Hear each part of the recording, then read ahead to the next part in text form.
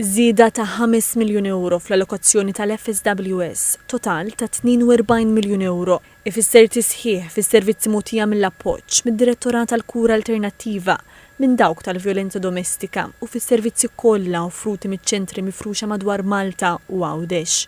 Il-kap eżekuttiv tal-FSWS Alfred Grishti għalli l-fondazzjoni dejjem tara li tibni fuq dak li diġà kellha u tikkonsolidaha għalli li parti kbira miż-żieda se tmur fil-pagi tal-ħaddiema iżda qal li jinbagħat hemm oqsma ta' servizzi li qegħdin jikbru u li għalhekk jinħtieġu l-investiment bħal qasam ta' vjolenza domestika illi din is-sena qal se jiftaħ it-tieni ħabb.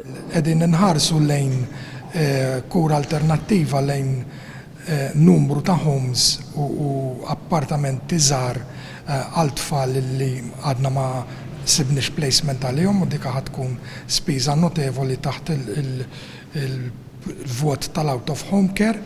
U mbagħad hemm servizzi li dejjem trid ikollok iktar nisa xed tikber id-domanda, pereżempju.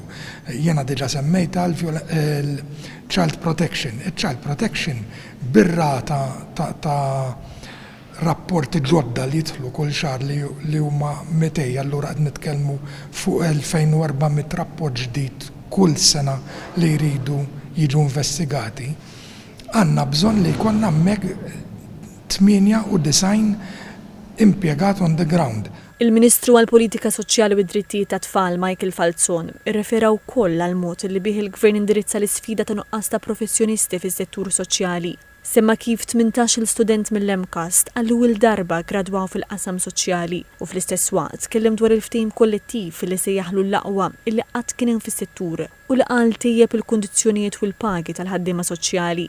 Temm jgħid li matul 2023 il-professjonisti tal-FSWS ħadmu ma' 21,000 każ, 10,000 minnhom għadhom qed jiġu segwiti fuq bażi regolari. Għal ukoll l-Aġenzija Appoġġ kienu l-aktar li raw klijenti fost is-sezzjonijiet kollha tal-FSWS b'total ta' 9,000 każ, filwaqt li d-Direttorat tal-Protezzjoni tat-Tfal ħadem ma' 4,360 każ matul 2023.